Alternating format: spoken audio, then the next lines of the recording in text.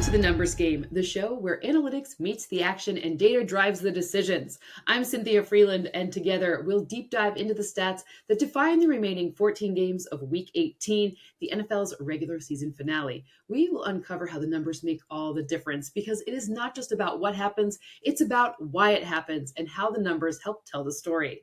Happy New Year! I hope 2025 is the most interesting, exciting, and happy one yet. I'm so grateful for what our Numbers Game community has already built and so excited for what's to come. Thank you for spending some of your time and energy with me each and every week. I kind of can't believe we've reached the end of the regular season, but we're here. Starting next week, our Numbers Game content will start to shift a little bit. We're going to go deeper into the playoff games. We'll have an award show. And of course, we will do tons of fun stuff for the Super Bowl before we start to transition into free agency and draft season. We are in this together, so please keep the feedback and dialogue coming. Let's have a look back at our Week 17 results before we move forward. My model went 14 wins and 2 losses straight up, 10-6 against the spread, and 6-10 on totals. That brings my season through 17 weeks to 71.5% straight up, 53.5% ATS, and 49.8% on totals. This week, I'm going to go in confidence order, as in the Sunday games ordered from the most likely winner to the least. It feels like the right amount of drama for this week. So here goes. The Saints head to Tampa to take on the Bucs. Tampa clinches the NFC South with a win or with a Falcons loss. The Buccaneers are favored by 13, and the total is set for 43.5 points. The Saints have used 16 unique offensive line combinations this season. That's the most in the NFL. And 10 different offensive linemen have logged at least 50 snaps. That's tied for the 4th most in the NFL. Their most used combination is Fuaga, Patrick, McCoy, Ruiz, and Penning, but they've only played 210 snaps together, which is under 22%. New Orleans is one of only 4 teams to have not had a single unique combination record at least a 25% playtime percentage.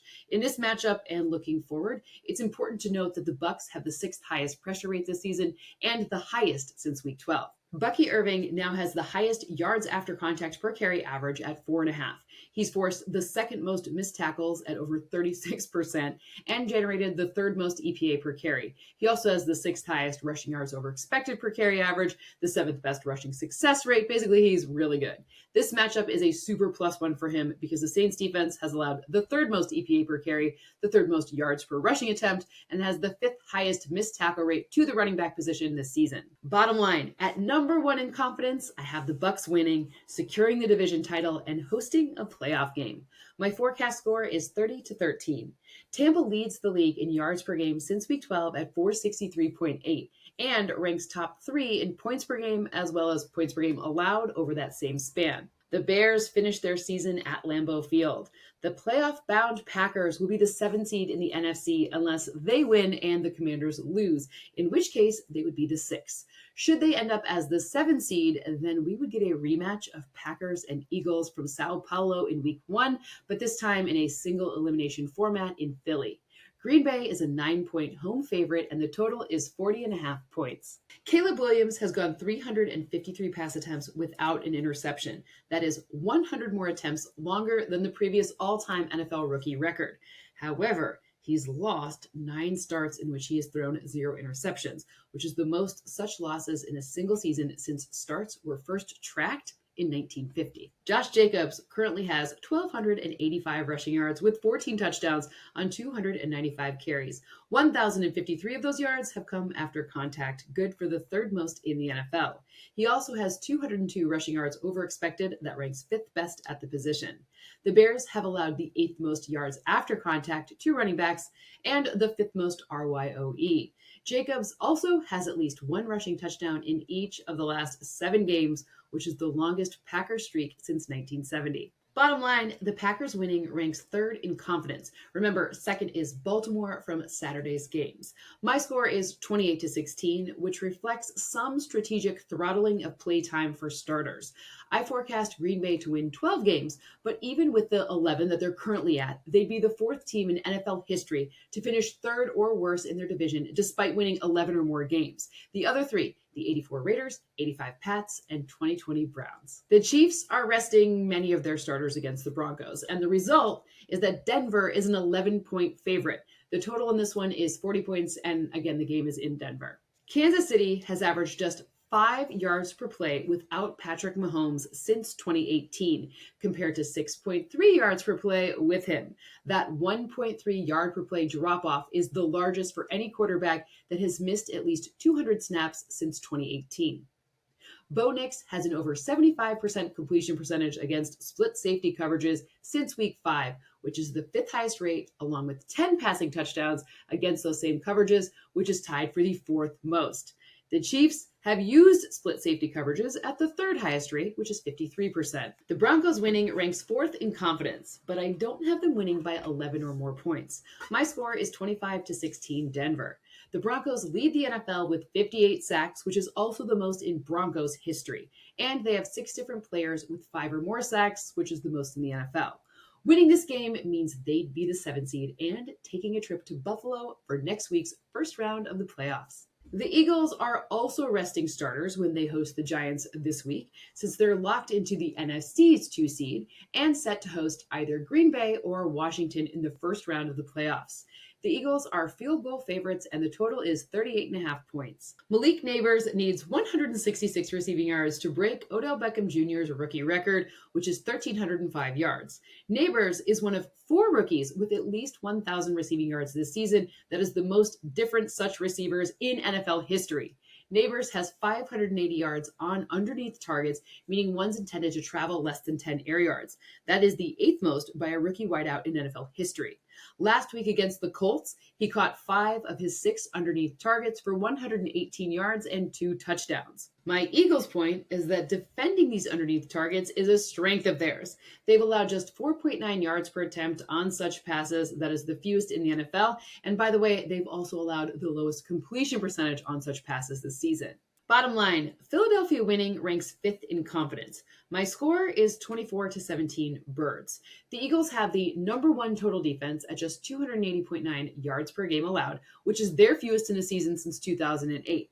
In the passing game, they've only allowed 176.4 yards per game. That is the fewest since 1998 for this franchise. Let's do our Synth AI list here. Just a reminder of what this is. Instead of us asking a question and getting an answer from a trained AI model, we flip that paradigm on its head and answer 3 questions that are asked by an AI model that I trained to scour the internet for relevant questions, which then are mapped to line movements.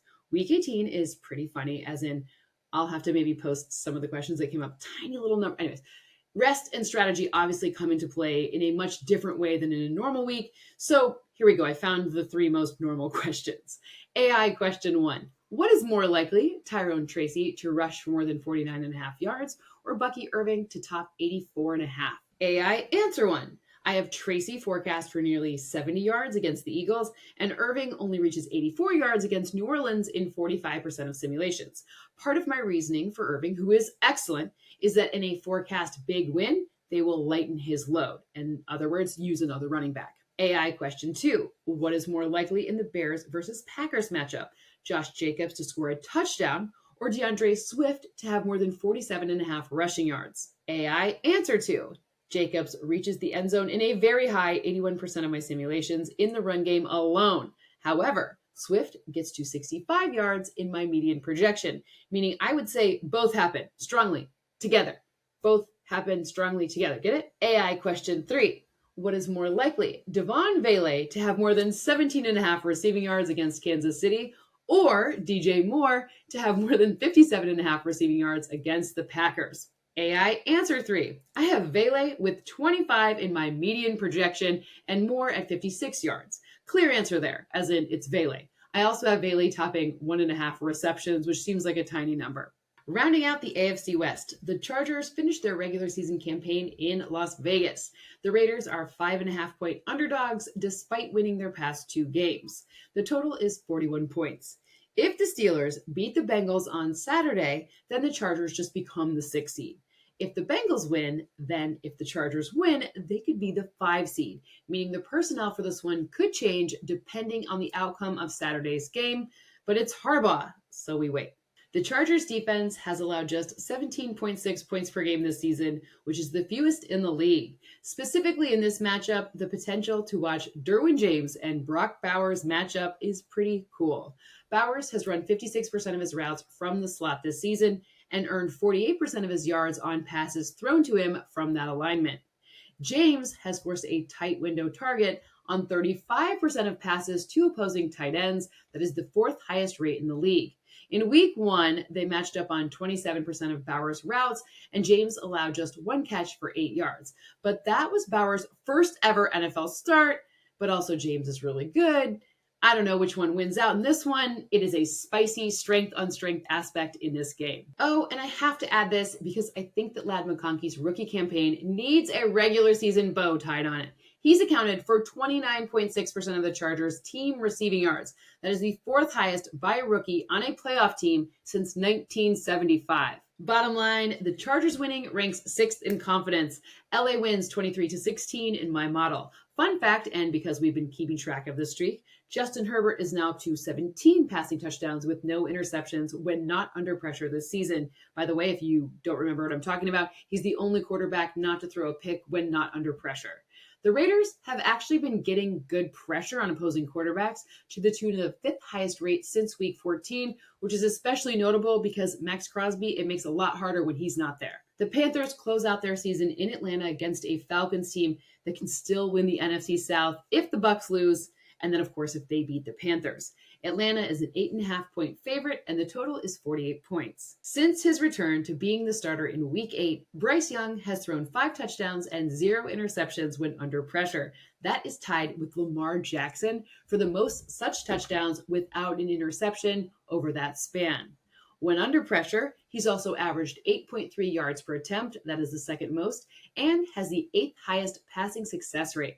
Since their bye, the Falcons defense has the 12th highest pressure rate in the league after being second lowest in that metric in weeks 1 through 12. Since becoming the starter in week 16, Michael Penix Jr. is 11-14 for 154 yards against cover 3. He's tracking at 11 yards per pass and nearly a 9% completion rate over expected against cover 3, and both are well above league averages. The Panthers use cover 3 at the second highest rate in the league.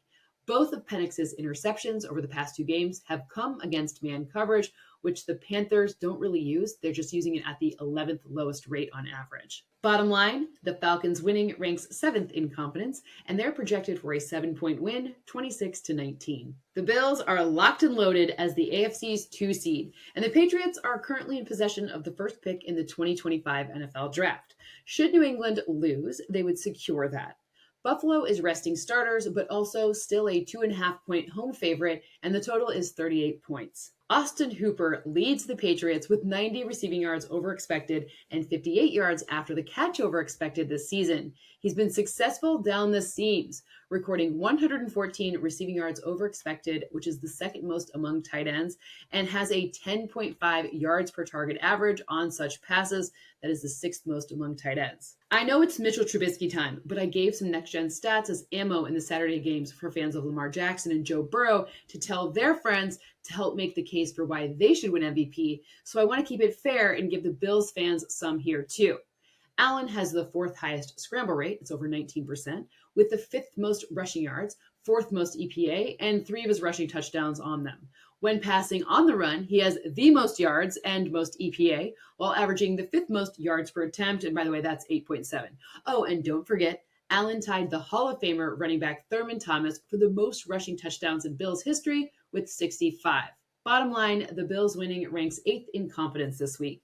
Buffalo's rushing attack and strong offensive line drive a 7-point win, 24-17. This would extend their home winning streak to 12 straight regular season games. They're at 11 right now, and that's already the longest active streak. The Commanders have won 11 games for the first time since 1991. Should they beat the Cowboys in Dallas, or if Green Bay loses to the Bears, then Washington would secure the 6th seed in the NFC. The Commanders are 4.5-point favorites, and the total is 44 points. No quarterback has scrambled more than Jaden Daniels this season, who's done so on 13.2% of dropbacks. When he scrambles, he's earning the fifth most EPA per carry. Dallas has allowed the fifth most rushing yards over expected per carry to quarterbacks, and they rank no better than sixth most generous, so bottom of the league, in rushing yards over expected per designed quarterback rush and per quarterback scramble. Cowboys running back Rico Dowdle has averaged 5.6 yards per carry and earned 97 rushing yards over expected on runs between the tackles since the Cowboys' Week 7 bye. Both marks rank second highest among running backs, with at least 25 such carries during that span. Bottom line, I have the Commanders covering with a 27-22 win, and Washington winning ranks 9th of the 16 games in confidence this week. This is a great time for our second list, the top end touchdown scores. 5 big names who forecast for big games and a trip or so to the end zone. Number 1, Terry McLaurin. Scary Terry needs just one more receiving touchdown to set the Washington single-season record. He's at 12 right now. The good news for McLaurin and company is that Deron Bland isn't likely to shadow him for 100% of the game. The Cowboys' excellent corner has allowed just one touchdown all season long. Number 2, Mike Evans against the Saints. Stop me if you've heard this somewhere before. Evans is only 85 yards away from his 11th season with at least 1,000 receiving yards. I know you know this because we've been tracking it every week since forever. But did you also know that Baker Mayfield is only 3 offensive touchdowns shy of tying Tom Brady's single-season franchise record of 45, which he set in 2021? Evans to the end zone this week. Number 3, Bijan Robinson against the Panthers. You will see from the projections I put out on Thursday that no back has better end zone reaching odds this week than his 85% on the ground and 20% through the air. Overall, Bijan needs 86 scrimmage yards to become the 4th Falcon running back to have at least 1,800 scrimmage yards in a season. That would be the first Falcon since Jamal Anderson in 1998. Number 4, Jonathan Taylor against the Jags. Taylor needs just one touchdown to pass the Hall of Famer Lenny Moore for the most touchdowns by a Colts player in their first 5 career seasons. And number 5, Brian Thomas Jr. against the Colts. He's earned this list by having 75 or more receiving yards in 6 straight games. That is good for the second longest streak by a rookie since 1970. Only Odell Beckham Jr. had a longer one. He also has the most games with 75 or more receiving yards by a rookie in the Super Bowl era. He's done it 10 times. He also has 10 touchdowns, and he hasn't seen fewer than 10 targets per game over his last 5 games. Which brings us to that tilt in Indy. The Jags come to town as 4.5-point underdogs, and the total is 45.5 points. Jacksonville currently holds the 5th pick in the draft. Mac Jones has 5 interceptions on deep passes this season, which is tied for the 3rd most. Those 5 picks have come on 19 deep passing attempts, which means that over 26% of Jones's deep passes have resulted in interceptions. Unsurprisingly, this has resulted in the lowest completion percentage over expected on these 20-plus air yarders. The Colts defense is tied for having the most interceptions on deep passes this season with 7. They also are in the top 10 in terms of both EPA per deep pass allowed and passer rating allowed on such passes. In other words, maybe let's go with Mac Jones not on deep passes, but to Brian Thomas Jr. to make my touchdown projection right. Bottom line, I have the Colts 24-20, and Indy winning ranks 10th in confidence on the week. The Colts were eliminated from the playoffs with their loss last week, and this is the first time since their 1988 to 1994 streak of missing the playoffs that they've not made the postseason in 4 straight seasons. The NFC West is already won by the Rams, who host the Seahawks this week. The Rams could either be the 3 or the 4 seed. If they win or the Bucs lose, the Rams are 3. If the Rams lose and the Bucs win, then they become the 4 seed. With the news of resting Matthew Stafford and company, the Seahawks became favored by 5.5, and the total is 39 points. Geno Smith has 22 deep passing completions this season, which is tied for the 4th most. He has the 10th best CPOE and 7 touchdown passes on these 20-plus air yard attempts. The Rams have allowed the 5th most EPA per deep pass, 90 passing touchdowns, and that's the 3rd most, and the 8th highest passer rating allowed on them. Bottom line, I have the Seahawks taking this one 23-19. Seattle winning ranks 11th in confidence. Fun fact, the Rams are one of just 2 teams with 3 or more players with 10 or more quarterback hits and 50 or more tackles. By the way, the other one is Minnesota. Byron Young, Kobe Turner, and Jared Verse. The Rams rookies have combined for 13 sacks, which is the most in the NFL, and the only team that has more than 7. Rounding out the NFC West, the Cardinals are 4-point home favorites hosting the 49ers. The total is 42.5 points in this one. George Kittle has 124 receiving yards over expected on downfield passes. Those are those 10-plus air yard attempts. That is the most among tight ends this season. He also averages 8.3 yards per target on them. That's the second highest mark of his career. Kittle and McBride are 2 of only 3 tight ends with at least 1,000 receiving yards this season, and Trey McBride is 12 receptions shy of Zach Ertz's single-season tight end record of 116 receptions set in 2018. The Cardinals rush outside the tackles at the 5th highest rate. It's 59%. They've generated the 4th most RYOE per carry and 3rd most EPA per carry on them. Their 5.7 yard per carry average and over 17% explosive run rate both rank no lower than 4th best. The Niners have allowed the most EPA per carry, 3rd most RYOE per attempt, and the 8th highest success rate on these outside rushing attempts.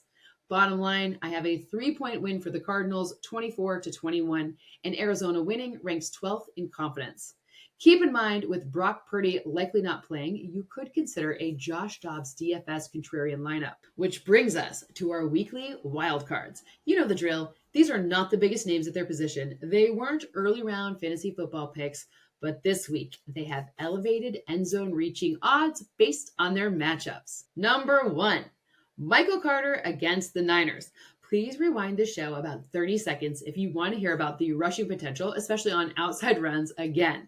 Carter forecast to make the most of his opportunity with James Conner sent to IR. Number 2, J.K. Dobbins against the Raiders. The running back returned from injury in Week 17 and had 76 rushing yards and a touchdown on 19 carries against the Pats. 69 of those 76 yards came after contact. He had a career-high 9 forced missed tackles for a 47% forced missed tackle rate. That's ridiculous. And the Raiders defense, they have converted on only 55% of their first tackle opportunities this season. That's the 6th lowest rate.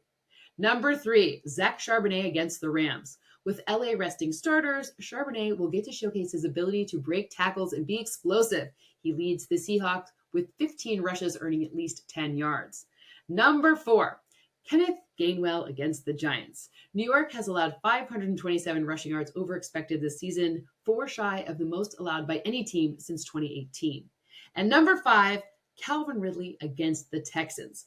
Ridley leads the Titans with 33 receptions, 756 yards, and 4 touchdowns on downfield targets this season. He's accounted for 45.2% of the Titans' air yard share this season. That is the highest of any player in terms of team share in the NFL. Getting right into the Texans at Titans tilt, where Tennessee is a 1-point home favorite, and the total is 38.5 points. While as of this recording, all of the starters are allegedly playing for Houston, I'm having a hard time buying that they play the full game. Houston is locked and loaded into the AFC's 4 seed, and nothing changes that should they win, lose, or draw.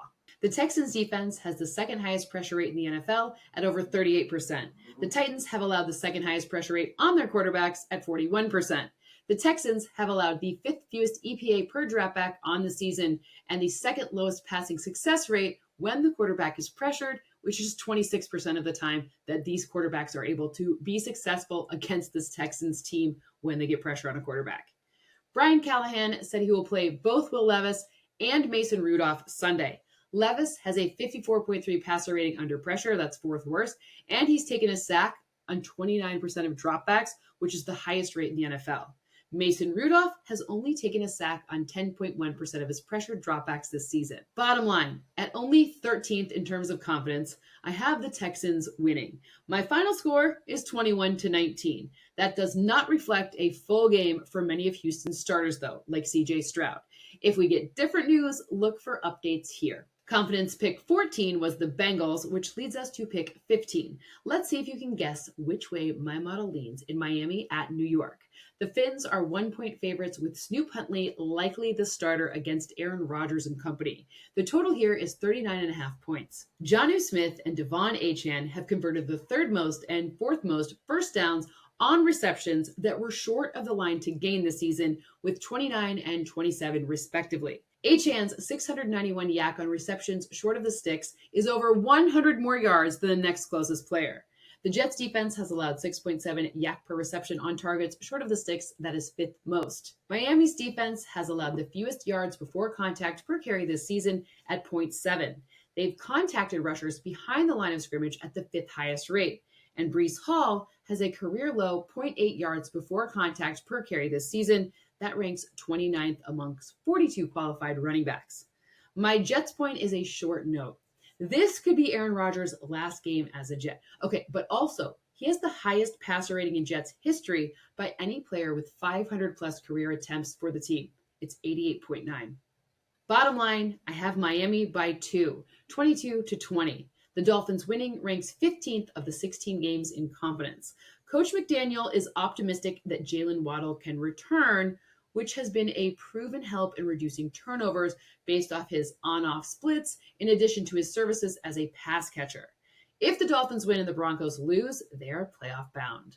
One positive Jets note, I do have him earning at least one passing touchdown, which would make Aaron Rodgers the fifth quarterback in NFL history with 500 plus passing touchdowns, joining Brady, Breeze, Manning, and Favre.